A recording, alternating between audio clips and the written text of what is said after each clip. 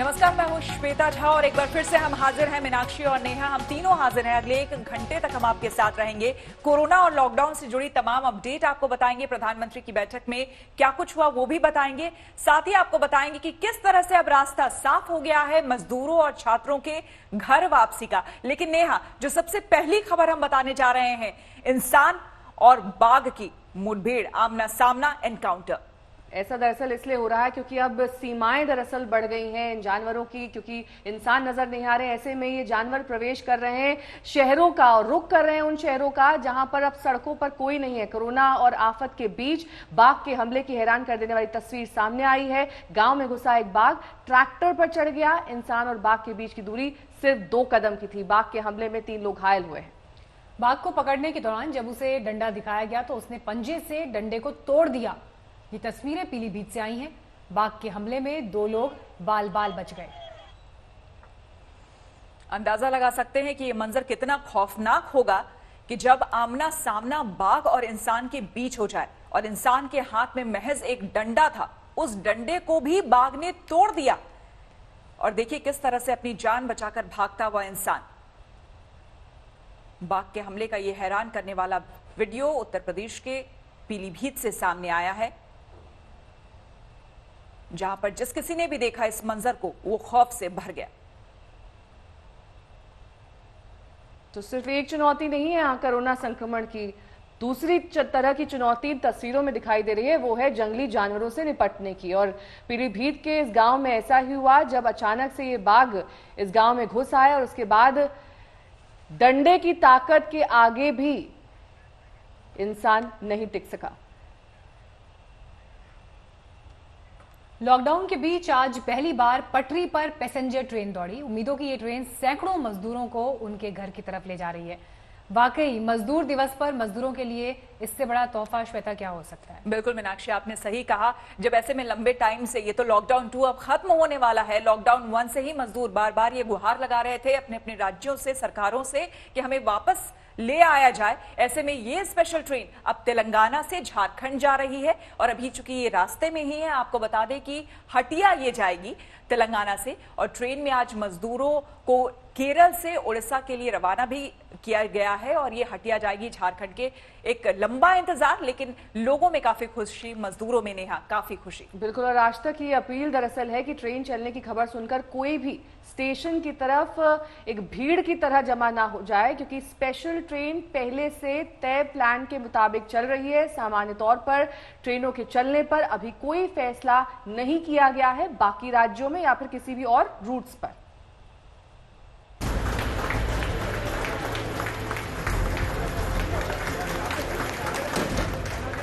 ये सिर्फ ट्रेन नहीं बल्कि पटरी पर दौड़ती उम्मीदें हैं।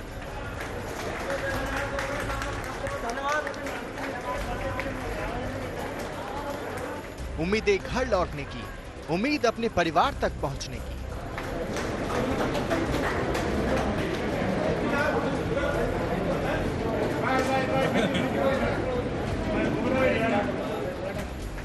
लॉकडाउन लागू होने के बाद ये पहली पैसेंजर ट्रेन है जो अपनी मंजिल के लिए रवाना हुई है। इस ट्रेन में बैठा हर शख्स करीब महीने भर बाद अपने घर जा पा रहा है। इस ट्रेन का इनको बेसब्री से इंतजार था, वो इन्हें लेकर रवाना हो गई है। ये स्पेशल ट्रेन हैदराबाद से झारखंड के हटिया की ओर जा रही है। ट्रेन सुबह 5 बजे रवाना हुई।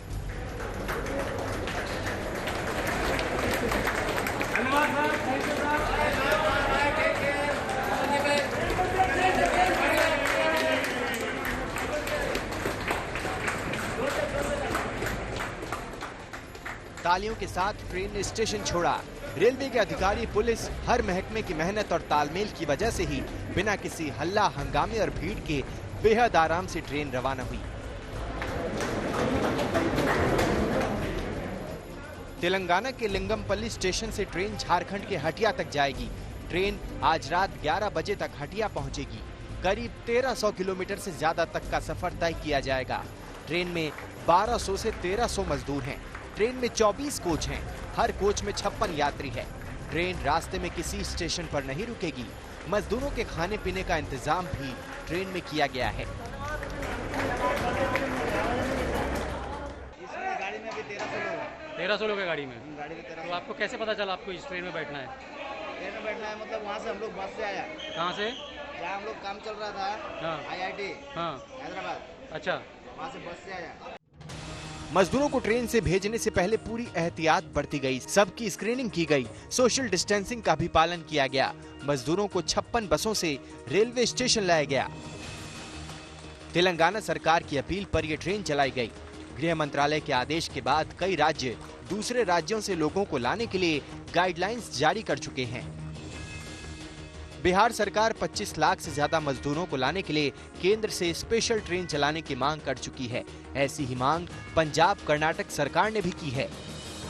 इसमें भारत सरकार से आग्रह करूंगा कि वो ट्रेनों को चलाने की विशेष व्यवस्था करे, ताकि जो फंसे हुए लोग हैं जो अपने घर आना चाहते हैं उनकी व्यवस्था की जा सके। और बिहार सरकार ने अपने राज्य में उसकी पूरी व्यवस्था की, हम उनका स्वागत करेंगे।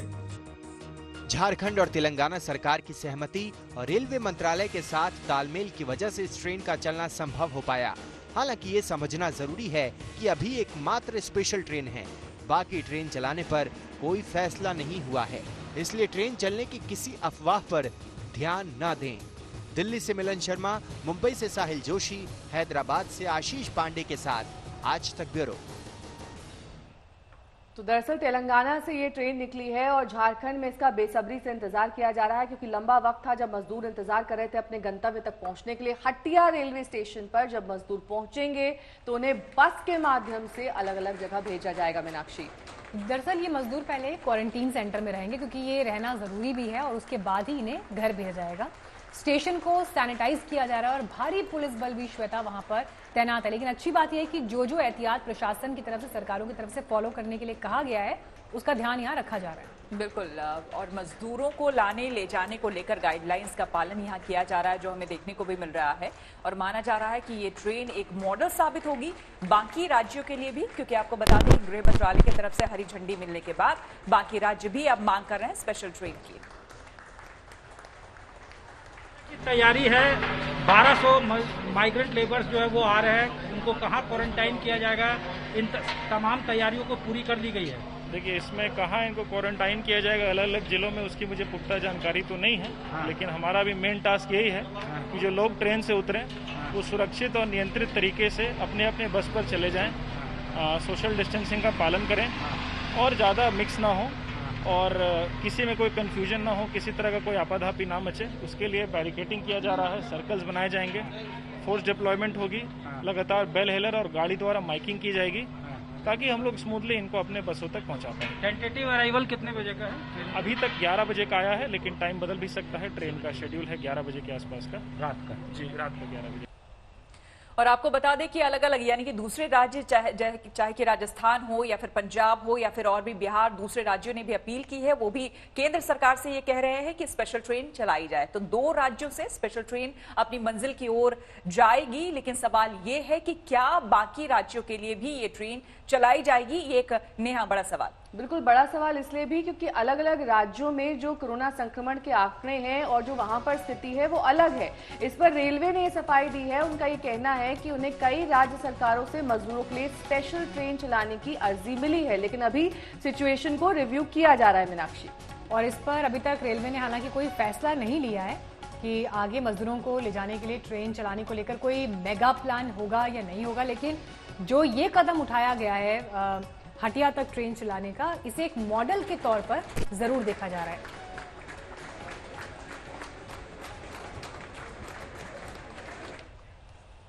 तो एक तरफ मजदूरों के लिए स्पेशल ट्रेन चलाई जा रही है, लेकिन दूसरी तरफ अलग अलग राज्यों में फंसे छात्रों को भी निकाला जाना जरूरी है।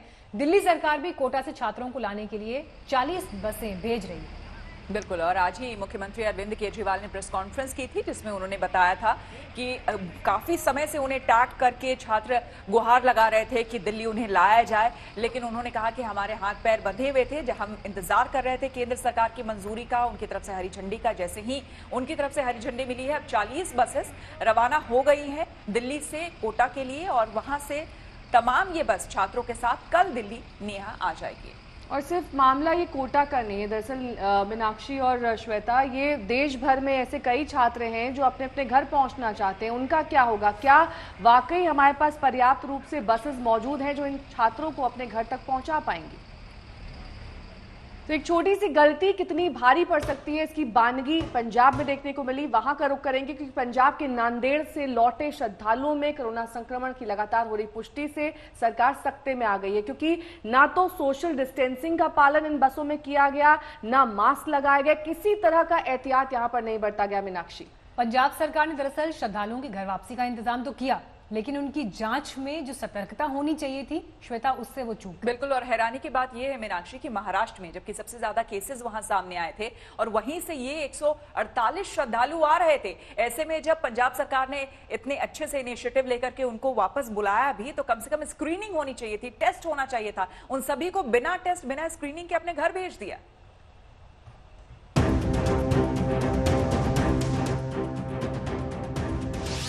पंजाब में कोरोना वायरस का विस्फोट।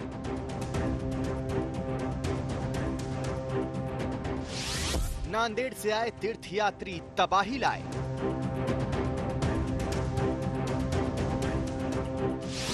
एक गलती पंजाब पर पड़ी भारी। बसों में भरकर श्रद्धालुओं को लाने का पंजाब सरकार का प्लान तबाही की वजह बन गया है। नांदेड़ के श्री हुजूर साहिब गुरुद्वारे से आए श्रद्धालुओं में एक के बाद एक कोरोना वायरस की पुष्टि हो रही है। आंकड़ा खतरनाक रफ्तार से आगे बढ़ रहा है। पंजाब के जो श्रद्धालु नांदेड़ साहिब से लौटे हैं, उनके मीटर की बात करें तो 100 की तादाद में ये श्रद्धालु पॉजिटिव पाए गए हैं और सैकड़ों की तादाद में रिजल्ट अवेटेड है। ये कहना गलत नहीं होगा कि नांदेड़ से आए श्रद्धालुओं के जत्थे ने पंजाब को गंभीर कोरोना संकट में धकेल दिया है। ये क्यों और कैसे हुआ, इसका सिलसिला भी समझ लीजिए। पंजाब सरकार ने नांदेड़ से करीब 3700 श्रद्धालुओं को वापस बुलाया। वापस आए श्रद्धालुओं में से 148 कोरोना पॉजिटिव पाए गए। अमृतसर में 76, लुधियाना में 38 और मोहाली में 10 पॉजिटिव निकले। पंजाब में पहली बार मरीजों की संख्या एक दिन में 100 के पार चली गई। 1000 से ज्यादा श्रद्धालुओं की जांच होना अभी बाकी है। अभी तो हाले सैंपल हमारे शाम तक और आएंगे। 4000 कुछ लोग वो वहाँ से आए हैं, 2500 लोग हमारे राजस्थान से, हरियाणा से आए हैं। वो सबका हम टेस्ट कर रहे हैं। आपको 3 दिन में 4 दिन में पिक्चर साफ हो जाएगी कितने लोग वहाँ से जो आए इन्फेक्टेड हैं। लेकिन वो हमारे पंजाब के, हम उनका इलाज भी करेंगे, उनका हर तरह का बंदोबस्त करेंगे। जाहिर है पंजाब में कोरोना पॉजिटिव केस की संख्या अभी और बढ़ सकती है और पंजाब सरकार के हाथ पांव फूल रहे हैं। श्री हुजूर साहिब गुरुद्वारे में फंसे श्रद्धालुओं को लाने पर पंजाब में जमकर राजनीति हुई। राजनीतिक पार्टियों में जबरदस्त होड़ भी मची, लेकिन इस दौड़ में सरकार मुस्तैदी से जांच कराना और क्वारंटीन में रखने की जरूरत भूल गई। अब ये भूल भारी पड़ रही है। सत्येंद्र चौहान, मोहाली, आज तक। दिल्ली में लोगों की जरूरत को ध्यान में रखते हुए सब्जी मंडियों को खोला गया, लेकिन ये फैसला भारी पड़ता दिखाई दे रहा है। दिल्ली की आजादपुर सब्जी मंडी में कोरोना को लेकर जो केसेस सामने आए, 15 केस सामने आए और ऐसे में कारोबारियों में अब इसे लेकर श्वेता हड़कंप है। बिल्कुल मीनाक्षी, और बात यह है कि महाराष्ट्र के बाद दिल्ली वो राज्य है जहां पर सबसे ज्यादा केसेस सामने आए हैं और ऐसे में काफी सतर्क भी हैं अरविंद केजरीवाल। लॉकडाउन, फिर रेड जोन, फिर सील किया गया कई जगहों को, लेकिन सब्जी मंडी इसलिए खोली गई ताकि लोगों को उनकी जरूरतों की चीजें मिलती रहे, साग सब्जी मिलती रहे। लेकिन यहां पर अब यहीं से कह लीजिए कि कोरोना विस्फोट हो गया है दूसरा। मरकज के बाद ये दूसरा विस्फोट यहां देखने को मिल रहा है। 11 मामले पॉजिटिव आ चुके हैं यहां पर ओखला सब्जी मंडी से और 2 दिनों के लिए अब इसे बंद कर दिया गया है ताकि वहां सैनिटाइजेशन का काम हो सके।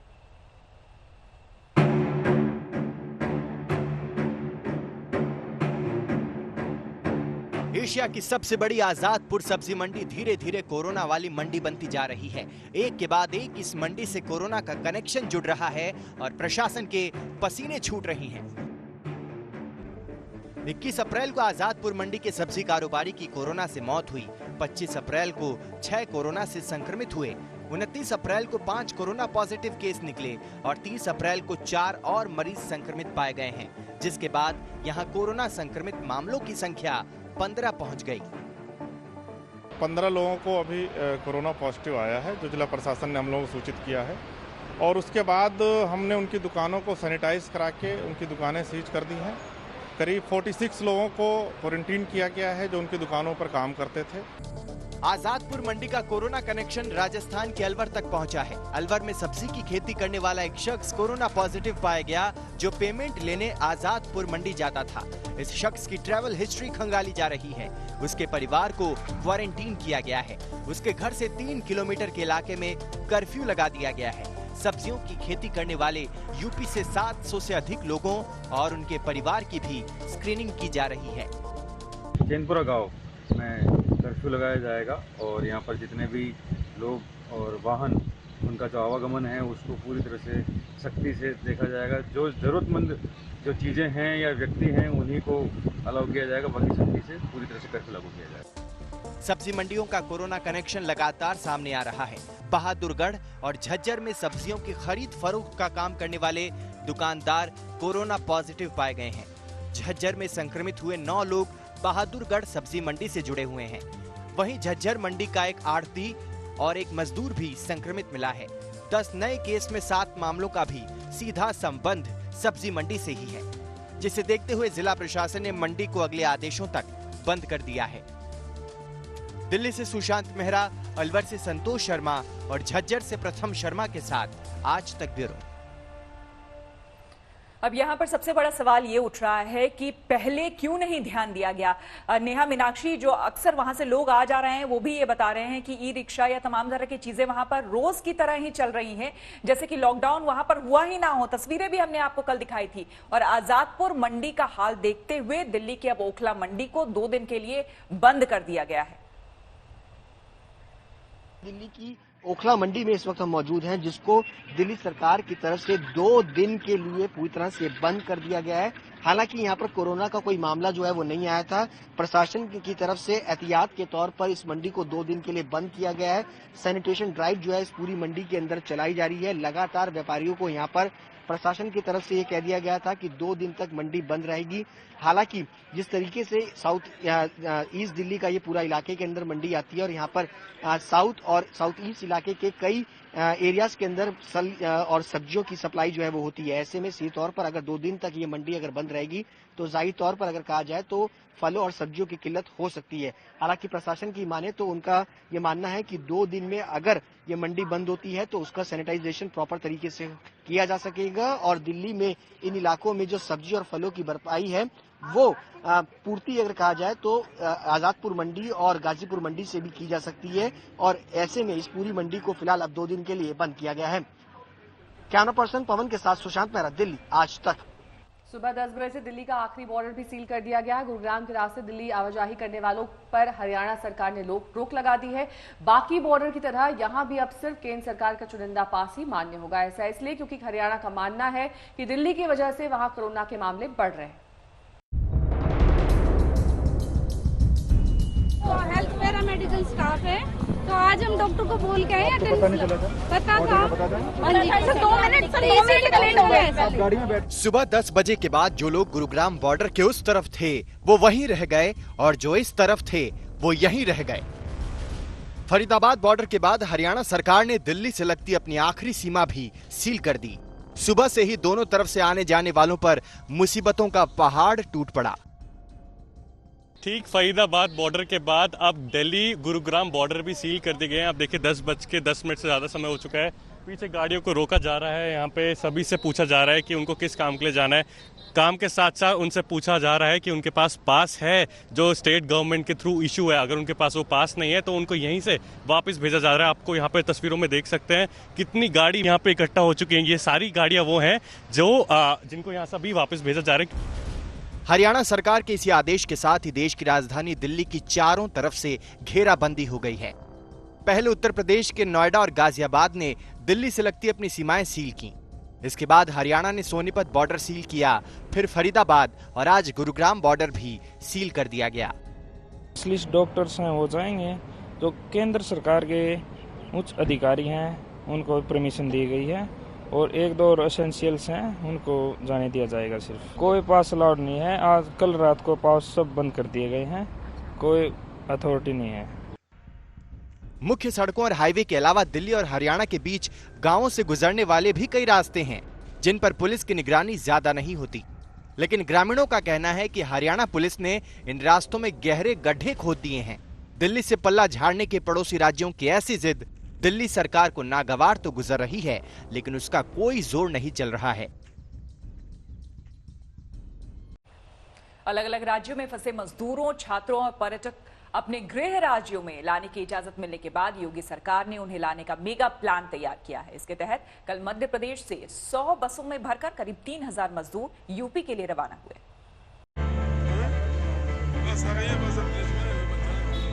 मजदूरों का ये जत्था मध्य प्रदेश से प्रयागराज पहुंचा है। बस में भरकर ये मजदूर एमपी के रीवा से चले थे। ऐसी 100 बसें एमपी से यूपी के उन करीब 3000 मजदूरों और बाकी लोगों को लेकर कल रवाना हुई थी जो लॉकडाउन में फंस गए थे। रीवा तहसील से आए हैं, एमपी से लेबर लेके आए हैं। 22 गाड़ियां और भी आ रही पीछे और आ गई हैं और आ रही पीछे। अब यहाँ से लेबर लेके जाएंगे रीवा। शर्तों के साथ मजदूरों, छात्रों, सैलानियों को अपने घर ले जाने की गृह मंत्रालय की मंजूरी के बाद योगी सरकार एक्शन में है। सीएम योगी ने साफ तौर पर कहा है, कोई पैदल यात्रा न करे, सबको हम उनके घरों तक पहुंचाएंगे। हर व्यक्ति की चाहत होती है कि जब मुसीबत में हो वो तो अपने घर में हो, अपने माता पिता के साथ, अपने परिवार के साथ, भाई बहन के साथ हो, गाँव में हो। तो हमारी सरकार ने प्रारंभ काल से ही निर्णय लिया था कि हम ऐसे लोगों को उनको घर तक पहुंचाएंगे। अब भारत सरकार ने निर्णय लिया तो और बेहतर व्यवस्था हम करेंगे और हमने सभी प्रदेशों में अपने नोडल ऑफिसर्स नियुक्त किए हैं और वहां वो संपर्क स्थापित करके और लाने का इंतजाम करेंगे। दूसरे राज्यों में फंसे अपने लोगों को उनके घरों तक पहुंचाने के लिए कल एमपी से 100 बसें चली, तो अब अगले चरण में ऐसा ही घर वापसी अभियान गुजरात, उत्तराखंड और राजस्थान में भी चलाया जाएगा। दिल्ली, नोएडा और अलीगढ़ से भी हजारों मजदूरों को निकालकर उनके घरों तक पहुंचाया जाएगा। इस महामारी काल में पूरे देश में जो भी जहां है वो ज़्यादातर लोग अपने घर जाना चाहते हैं, तो केंद्र सरकार ने जो दिशा निर्देश जारी किए हैं उसका अनुपालन करते हुए हम लोग प्रयास कर रहे हैं कि उन सबको उनके घरों तक पहुंचाया जाए। बाहर फंसे अपने लोगों को घर लाने में जहां कई सरकारें हिचकिचा रही थी, वहीं यूपी सरकार का इस मोर्चे पर शुरू से मानवीय रवैया रहा है। इससे पहले दिल्ली बॉर्डर से 4 लाख लोगों को यूपी लाया गया था। इसके बाद 15,000 छात्रों को कोटा से यूपी लाया गया। हरियाणा से भी 12,000 कामगारों को लाया गया। इसी तरह प्रयागराज में पढ़ रहे छात्रों को उनके घरों तक सरकारी स्तर पर पहुंचाया गया। संकट के वक्त हर इंसान अपनों के बीच में रहना चाहता है। ऐसे में योगी सरकार का ये कदम उन हजारों लोगों के लिए राहत भरा है जो महामारी के संकट में अपनों से दूर हैं। कुमार अभिषेक, लखनऊ, आज तक। एक और प्रधानमंत्री कोरोना वायरस के चपेट में है। जी हां, रूस के प्रधानमंत्री मिशुस्तिन की कोरोना रिपोर्ट पॉजिटिव आई है। उन्होंने कल राष्ट्रपति पुतिन को इसकी जानकारी दी। इंग्लैंड के प्रधानमंत्री बोरिस जॉनसन तो कोरोना से ठीक होकर काम पर लौट चुके हैं, लेकिन दुनिया की एक और हाई प्रोफाइल शख्सियत कोरोना वायरस की गिरफ्त में आ गया है। वो हैं रूस के प्रधानमंत्री मिखाइल मिशुस्तिन। Тесты, которые я сдал на коронавирус, дали положительный результат. В этой связи и в соответствии с требованиями यहाँ रूसी भाषा में मिशुस्तिन राष्ट्रपति पुतिन को खुद के कोरोना संक्रमित होने की जानकारी दे रही हैं। मिशुस्तिन कह रही हैं, मुझे अभी पता चला है कि मेरे कोरोना टेस्ट का नतीजा पॉजिटिव आया है। प्रोटोकॉल के तहत मुझे आइसोलेटेड रहना होगा और डॉक्टरों के निर्देशों का पालन करना होगा ताकि मेरे सहकर्मी सुरक्षित रहें। हाई सिक्योरिटी जोन में रहने वाले किसी प्रधानमंत्री का कोरोना संक्रमित होना आपको हैरान कर सकता है, लेकिन अपने पीएम के कोरोना संक्रमित होने की खबर सुनकर पुतिन जरा भी चकित नहीं हुए हैं। उन्होंने कहा, डियर मिखाइल व्लादिमीरोविच, आपके साथ जो हुआ वो किसी के साथ भी हो सकता है। आप और सरकार के सदस्य, राष्ट्रपति के प्रशासन के हमारे सहकर्मी खास तौर पर जोखिम में हैं। क्योंकि आप दूसरे लोगों से संपर्क सीमित रखने के लाख जतन करें, लेकिन आप लोगों और सहकर्मियों के साथ सीधे संपर्क से नहीं बच सकते। इसमें हैरानी की कोई बात नहीं। जरूरी ये है कि हमारे सहकर्मी सुरक्षित रहें। 54 साल के मिशुस्तीन की जगह अब अंद्रेई बेलोउसोव पीएम पद का काम देखेंगे। रूस में कल कोरोना के रिकॉर्ड 7,099 नए मामले सामने आए हैं। इससे रूस में कोरोना के कुल 1,06,498 केस हो चुके हैं। इनमें 1,073 की मौत हो चुकी है। Тесты, которые я сдал на коронавирус, дали. आज तक ब्यूरो। अब बात कर लेते हैं हम दुनिया की, जहां पर कोरोना से कोहराम मचा हुआ है, लेकिन इस बीच तनातनी शुरू हो गई है चीन और अमेरिका के बीच में।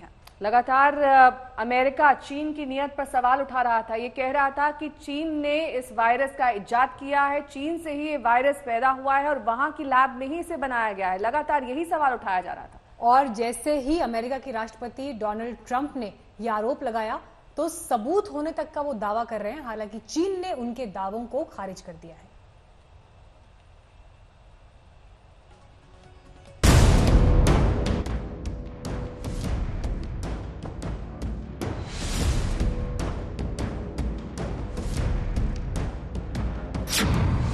चीन के शहर वुहान से ही दुनिया में फैला कोरोना। डोनाल्ड ट्रंप के पास हैं पक्के सबूत। चीन पर डोनाल्ड ट्रंप का फिर बड़ा हमला। कोरोना महामारी में अपने 63,000 से ज्यादा लोगों को गंवा चुके अमेरिका ने चीन के खिलाफ जुबानी जंग तेज कर दी है। चीन पर कोरोना की जानकारी छिपाने का आरोप लगाने वाले अमेरिकी राष्ट्रपति डोनाल्ड ट्रंप ने अब साफ तौर पर कहना शुरू कर दिया है कि चीन के वुहान की प्रयोगशाला से ही खतरनाक कोरोना वायरस फैला और उनके पास इसके पक्के सबूत हैं। हालांकि उन्होंने सबूत साझा करने से मना कर दिया। My question is, have you seen anything at this point that gives you a high degree of confidence that the Wuhan Institute of Virology was the origin of this virus? Yes, I have. Yes, I have. And what gives you a high degree of confidence that this originated from the Wuhan Institute of Virology? I can't tell you that. I'm not allowed to tell you that. ये पहला मौका नहीं है जब Trump का गुस्सा चीन पर निकला है। इससे पहले ट्रंप चीन पर कोरोना संक्रमण की जानकारी छिपाने का आरोप भी लगा चुके हैं। They were knowingly responsible, certainly. If it was a mistake is a mistake. But if they were knowingly responsible, yeah, then there should be consequences. चीन पर हमला करते करते ट्रंप इतना आगे बढ़ गए कि उन्होंने ये तक कह दिया कि चीन उन्हें राष्ट्रपति चुनाव में हरवाना चाहता है। Do you think that withholding information about the virus is related to them trying to undermine your re-election? I don't want to put cast any dispersions. I just will tell you that China would like to see sleepy Joe Biden. They would take this country for a ride like you've never seen before. क्या वाकई Trump को हराने के लिए चीन ने रची corona virus की साजिश? क्या वाकई चीन के वुहान शहर से ही निकला कोरोना वायरस? जरा याद कीजिए, जब वुहान में कोरोना से तबाही मची थी तब चीन ने अमेरिकी सेना पर वायरस पहुंचाने का आरोप लगाया था, लेकिन चीन की थ्योरी बहुत जल्द औंधे मुंह गिर गई। चीन पर आरोप है कि उसने 6 दिनों तक इस बात को छिपाए रखा कि वुहान शहर बुरी तरह कोरोना से संक्रमित है। 20 जनवरी को चीन के राष्ट्रपति शी जिनपिंग ने अपने देश के लोगों को कोरोना के बारे में आगाह किया, लेकिन 14 जनवरी को ही वहां हालात बिगड़ने लगे थे और उन 6 दिनों में 3000 से ज्यादा लोग कोरोना के मरीज बन गए। इतना ही नहीं, चीनी अधिकारियों को इसका पता होने के बावजूद उसी दौरान वुहान में कालीशान दावत हुई जिसमें हजारों लोग शामिल हुए, जबकि लूनर न्यू ईयर मनाने के लिए लाखों लोग इधर उधर भी चले गए। सारे संकेत यही इशारा कर रहे हैं कि चीन कुछ छिपा रहा है। अगर ये सच है तो यकीनन मानव सभ्यता के साथ ये सबसे बड़ा अपराध कहलाएगा। आज तक ब्यूरो। कोरोना को लेकर चीन हमेशा से रहस्य बना रहा। वुहान में जब वायरस से हाहाकार मचा तो भी चीन ये छिपाता रहा कि आखिर वहां पर हुआ क्या है। बिल्कुल मीनाक्षी, और लगातार चीन के इसी रवैये को देखते हुए तमाम जो देश थे, सिर्फ अमेरिका ही नहीं, सबने चीन को ही शक भरी नजर से देखा। चाइनीज न्यू ईयर में बहुत सारे ऐसे लोग थे जो चाइना से दूसरे देशों में पहुंचे इस चाइनीज न्यू ईयर को बनाने के लिए। बिल्कुल, और आपको बता दें कि इसके बावजूद हैरानी तो इस बात से है कि अब भी चीन खुलकर कुछ नहीं बोल रहा है, जबकि तमाम दूसरे देश आरोप लगा रहे हैं और उसकी चुप्पी शक को और गहरा रहा है।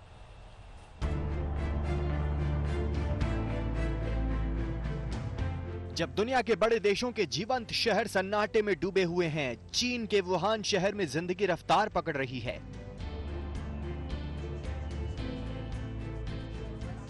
इस तस्वीर को देखकर भला कौन यकीन कर पाएगा कि दुनिया को दहशत और मातम देने वाले इस शहर में सब कुछ पटरी पर है।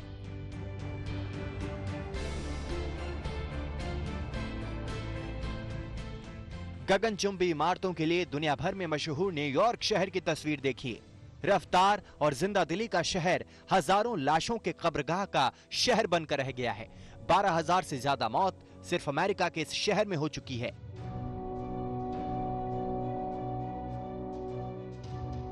जितना नुकसान न्यूयॉर्क को अलकायदा के 9/11 के आतंकी हमले से नहीं हुआ, उससे कई गुना नुकसान कोरोना नामक अदृश्य दुश्मन कर चुका है।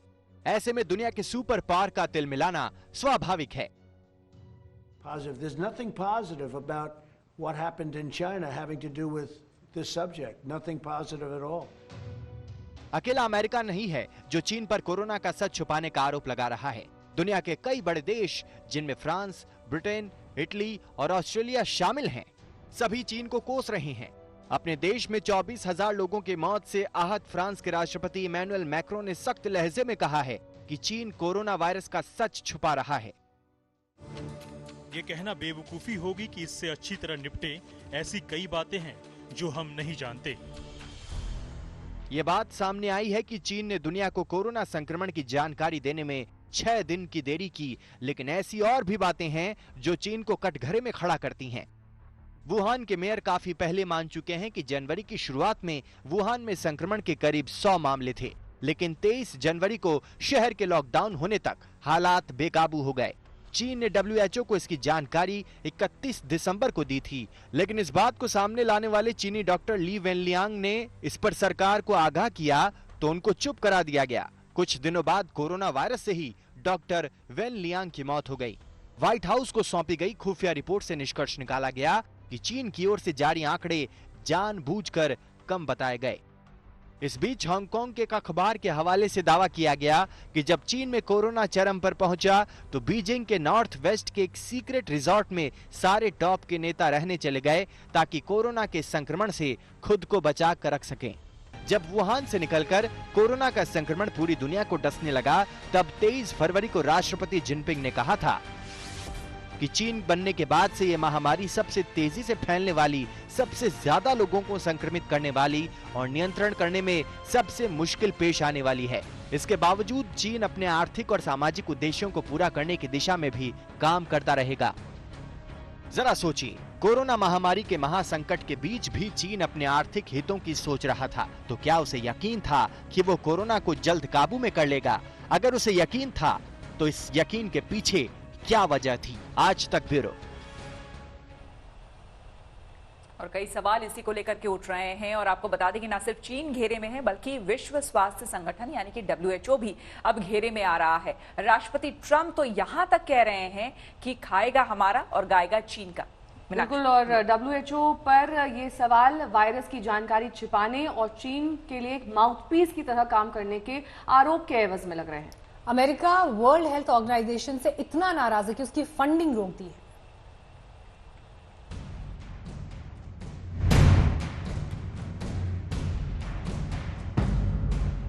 क्या चीन के हाथों कठपुतली बना विश्व स्वास्थ्य संगठन?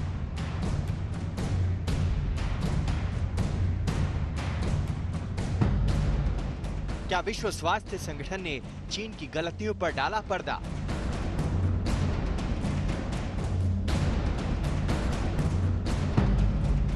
क्या कोरोना संकट में नाकाम रहा विश्व स्वास्थ्य संगठन? कोरोना महामारी के संकट में अगर चीन अमेरिका के निशाने पर है, तो दुनिया के सेहत की खबर रखने वाली संस्था विश्व स्वास्थ्य संगठन यानी WHO भी निशाने पर है। WHO पर ट्रंप ने गुमराह करने का सीधा आरोप लगाया। It's coming in and I'm getting pieces already. and we're not happy about it. And we are by far the largest contributor to WHO, World Health, and they misled us. I don't know. They must have known more than they knew, because they came after what other people knew that weren't even involved. We knew things that they didn't know, and either they didn't know or they didn't tell us, or you know, right now they're literally a pipe organ for China. Trump का दावा है कि America WHO को औसतन 40 से 50 करोड़ अमेरिकी dollar की सहायता देता है, जबकि चीन का योगदान सिर्फ 3.8 करोड़ US डॉलर का है। इसके बावजूद WHO चीन के लिए काम करता लगता है। 2 हफ्ते ट्रंप ने विश्व स्वास्थ्य संगठन की फंडिंग रोक दी थी। The United States of America has been a long-standing and generous friend to WHO, and we hope it will continue to be so. We regret the decision of the President of the United States to order a hold in funding to the World Health Organization. ऐसे वक्त में जब दुनिया बड़े संकट से जूझ रही हो, इस तरह का आरोप प्रत्यारोप यकीनन दुनिया की सेहत के लिए ठीक नहीं है। आज तक ब्यूरो। तो विदेश के बाद एक बार फिर लौटते हैं देश की खबरों पर। बात करेंगे किस तरह से सरकार ने राज्य को जिलों में बांट दिया है। रेड, ऑरेंज और ग्रीन जोन, ये जिले अलग अलग जोन्स हैं। इन्हीं जिलों से हमारे संवाददाताओं की ग्राउंड रिपोर्ट देखिए। कोरोना के बढ़ते केस के चलते अहमदाबाद को रेड जोन में रख दिया गया है। दरअसल अगर अहमदाबाद की बात की जाए तो अहमदाबाद में ही 3000 से ज्यादा केस है। इस वक्त हम मौजूद हैं अहमदाबाद के दिल्ली दरवाजा पे। ये वॉल सिटी अहमदाबाद है, जो पुराने वक्त का अहमदाबाद है। और खास बात यह है, जो अहमदाबाद में वॉल सिटी के अंदर सबसे ज्यादा केसेस आए, क्योंकि मध्य जोन है। ये मध्य जोन में करीब 1100-1200 के आसपास केसेस आए हैं, जो कि कई शहरों के मुकाबले, कई राज्यों के मुकाबले में ज्यादा केसेस है। अगर अकेले अहमदाबाद की बात की जाए तो अहमदाबाद में ही 3026 केसेस सामने आए, जबकि अहमदाबाद में ही 149 लोगों की मौत हुई है। आप देख सकते हैं यहाँ पे पुलिस काफी स्ट्रिक्ट है, क्योंकि ये जो इलाका है ये रेड जोन है। यहाँ पे सबसे ज्यादा केसेस जो है वो इन इलाकों में अहमदाबाद में सामने आए हैं। वैसे में पुलिस काफी सख्ती से पेश आ रही है, क्योंकि लॉकडाउन चल रहा है। लॉकडाउन में अगर लोग बाहर निकलते हैं अपनी जीवन जरूरियात की चीजों के लिए, तो उनको अपनी सारी जो प्रूफ है वो भी लेके निकलना होगा। और यहाँ पे आप देख सकते हैं जो पुलिस है, पुलिस की पेट्रोलिंग है वो भी लगातार जारी है। एक्सटेंडेड लॉकडाउन की डेडलाइन खत्म होने को है और इसके लिए 3 तारीख के पहले ही केंद्र सरकार ने नई गाइडलाइंस जारी की है, जिसमें अलग अलग राज्यों को और अलग अलग जिलों को रेड, ऑरेंज और ग्रीन जोन में डिमार्केट किया गया है। जितने नंबर के केसेस है, जितने ज्यादा केसेस उन राज्यों में या उस जिलों में है, उसके हिसाब से ये डिमार्केशन किया गया है। मुंबई में चूंकि सबसे ज्यादा केसेस है, महाराष्ट्र में सबसे ज्यादा केसेस है, मुंबई रेड जोन में होगा और मुंबई में सभी जो प्रतिबंध पहले थे वो प्रतिबंध अभी भी जारी रहेगा, सिवाय जो जरूरी सेवाएं हैं जिन्हें सरकार ने अपनी गाइडलाइंस में परमिशन दी है, वही सेवाएं चालू रहेगी, जिसमें चाहे बैंक्स हो, एटीएम्स हो, मेडिकल शॉप्स हो, ग्रोसरी शॉप हो, ये सब खुले रहेंगे। लेकिन मुंबई में सबसे ज्यादा केसेस पिछले कुछ दिनों में गए। महाराष्ट्र की अगर हम बात करें तो महाराष्ट्र में 10,000 का आंकड़ा पहले ही पार हो चुका है। मुंबई में सबसे ज्यादा केसेस और मुंबई इस डिमार्केशन के जरिए सभी मेट्रोज जो रेड जोन में रहेंगे, मुंबई भी रेड जोन में रहेगा। मुंबई और महाराष्ट्र के कई सारे जिले पहले से ही सील कर दिए गए हैं। महाराष्ट्र में सबसे ज्यादा जिले बाधित है और इसीलिए आने वाले दिनों में डेडलाइन खत्म होने के बाद भी महाराष्ट्र में, विशेषकर मुंबई में, ये सब प्रतिबंध जारी रहेंगे। केंद्र सरकार की तरफ से एक नया लिस्ट जारी किया गया है, जिससे ये कहा गया है कि पश्चिम बंगाल में इस वक्त 10 ऐसे जोन्स है, जगह है, जिन्हें रेड जोन करार दिया गया है, जो बहुत ही सेंसिटिव है। पश्चिम बंगाल सरकार ये कह रही है कि पूरे पश्चिम बंगाल में इस वक्त 444 कंटेनमेंट जोन्स है और सिर्फ कोलकाता में ही 264 ऐसे जोन्स हैं जिन्हें कंटेनमेंट जोन्स घोषित किया गया है। बहुत ही सेंसिटिव इलाका ये सब जगह है और वहां पे कंप्लीट सील किया गया है। पश्चिम बंगाल में जितने भी केसेस आ रहे हैं, इस वक्त 572 टोटल कोविड पॉजिटिव केस है, जिनमें से ज्यादातर केस कोलकाता और उनके आस पड़ोस के इलाकों से आ रही है और इसीलिए कहा जा रहा है कि यहाँ पे कंटेनमेंट की बहुत ज्यादा जरूरत है। इसी के साथ इस बुलेटिन में इतना ही, लेकिन देश और दुनिया की सभी खबरों के लिए देखते रहिए आज तक।